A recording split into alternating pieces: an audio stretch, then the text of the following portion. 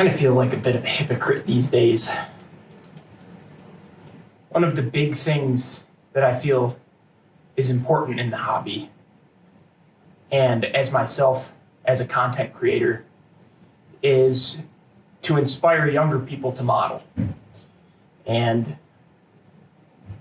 there's a bit of an issue going on in our country right now, and it's got to do with the housing market.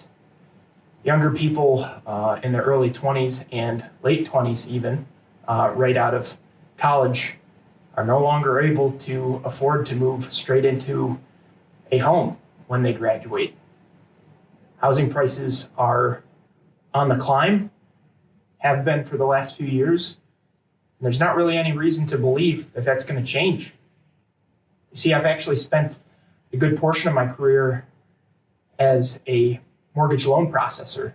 I'm pretty familiar with the industry and how it works, and the factors that we're dealing with right now just aren't conducive to any sort of break anytime soon.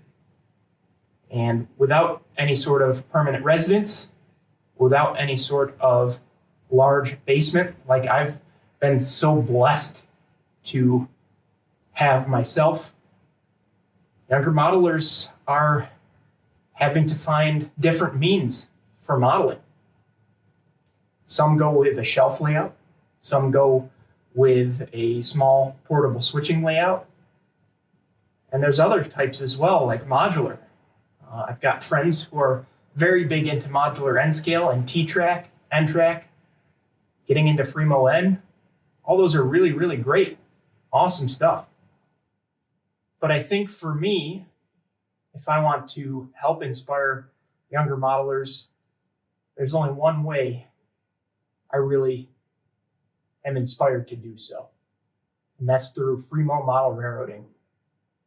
I've got a track plan put together, and today we're going to be visiting my good friend Paul and assembling some Fremo modules along with the rest of the Genesee Society of Model Engineers so that we can do just that. We're embarking on a Fremo journey. So follow along as we go on the first few steps.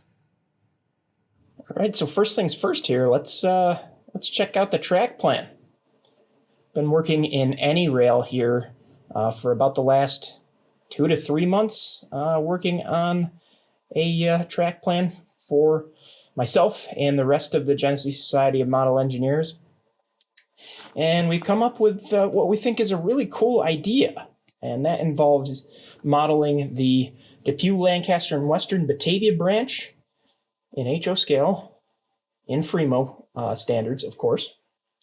And for those of you who don't know what the Depew, Lancaster, and Western Batavia branch is, it's a Genesee Valley Transportation-owned short line in Batavia, New York, and they have probably a 4 to 5 mile short line that interchanges with CSX right off the old water level route main line, and services a bunch of industries in the town of Batavia, New York, along what was formerly the New York Central Peanut Line, along with the old alignment of the main line itself. And they also have a single customer on the other side of the CSX main that they service as well every once in a while. But it's a really cool short line. It's Elco powered. They currently own and operate an RS-18 and an Elco S6. And they have an RS-11 on property, but it's not currently being used. We'll see if that changes anytime soon. It might. We'll see. But unfortunately, the RS-18 scheme has not been produced in HO scale yet. Maybe that's something that in the long term we'll worry about custom painting. But for the time being, we're not that worried about it. And unfortunately, the Elco S6 has not been made in plastic yet. So that sort of limits the power options that we have. Thankfully, Atlas did do a run of RS-11s in the Genesee Valley Transportation Scheme.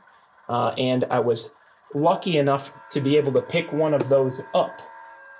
And it just so happens that number 1804 is the original unit that the Genesee Valley Transportation used on the Batavia branch before it was shipped off to the Falls Road and then down to Scranton, and now, funny enough, back to the Falls Road. So it's in Western New York, just not on the particular short line that we're modeling.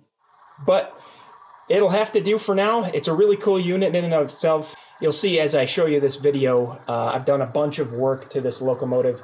You might have seen some shorts in the last couple of days that centered around this locomotive, and now you'll understand the reason why that's a part of my locomotive collection. It'll be the primary power for this Fremo layout, which is pretty exciting. But anyway, back to the track plan here. Let's check it out. The first module in our set is just a 90-degree curve. This will be kind of depicting the section coming from the CSX interchange into the first of the customers that Genesee Valley Transportation serves. And then technically the next module in line is this module here on the bottom. This will be Tread Easy Avenue, which is on the west side of Batavia, and the Summit Lubricants building.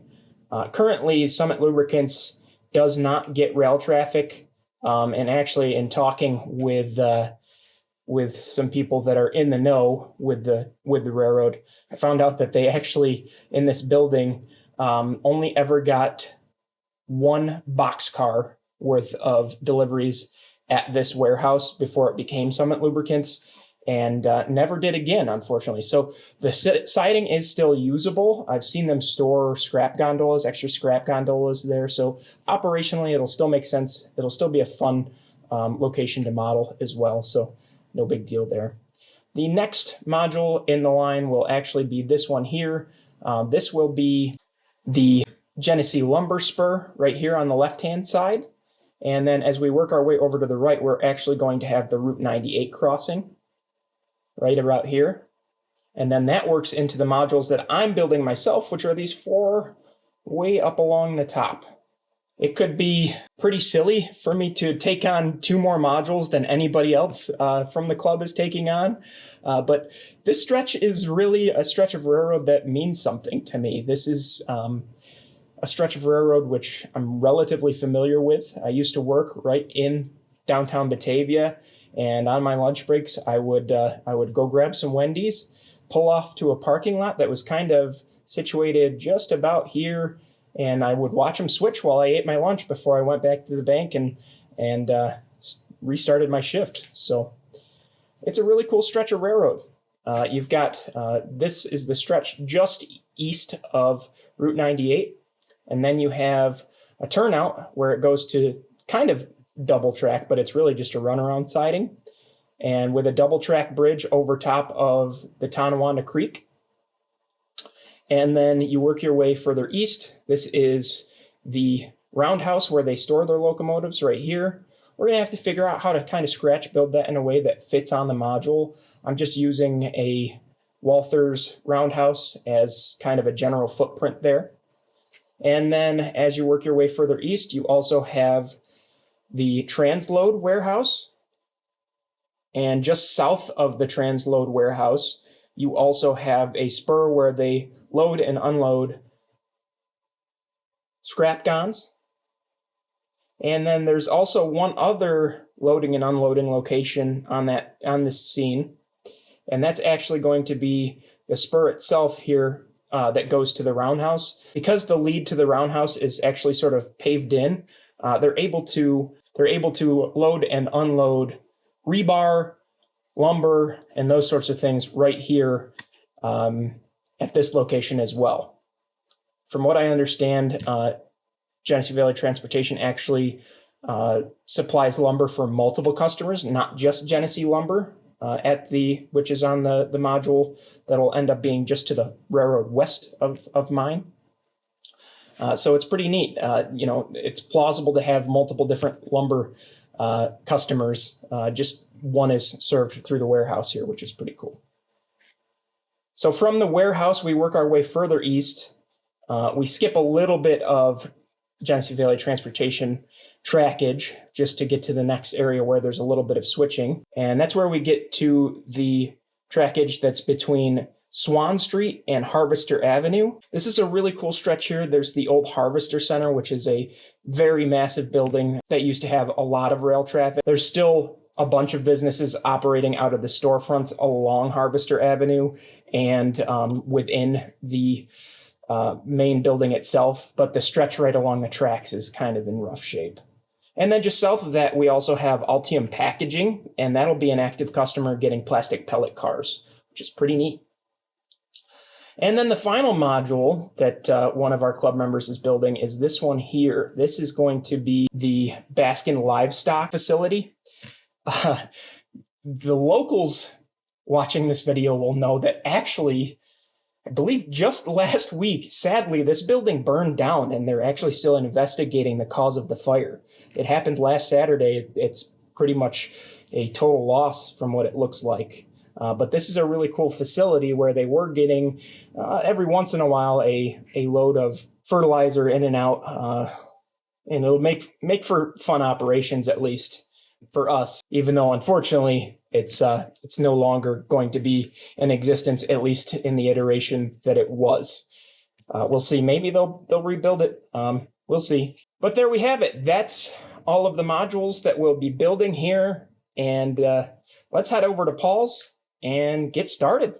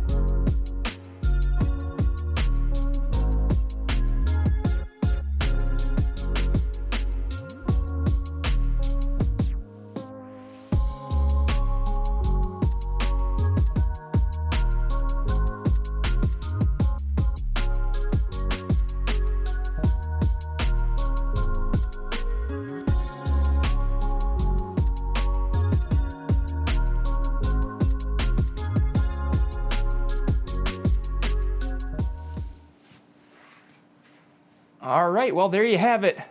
4 sections of my Fremo modules done, and couldn't be more excited to continue on with the project here. Next step's probably going to be wiring, and then the rest of the GSMA members and I will be going in on a group track order sometime in the beginning of January. So progress will be pretty quick on this. But yeah, I'm really excited. We've now got 2 different layouts to build on this channel. Not really sure how we managed that, but if you're excited about Fremo as much as I am, as much as I hope I've inspired other people to be through the beginning of this build process, I hope that you'll click that subscribe button if you haven't already, and we'll see you in the next one. Take care, everybody.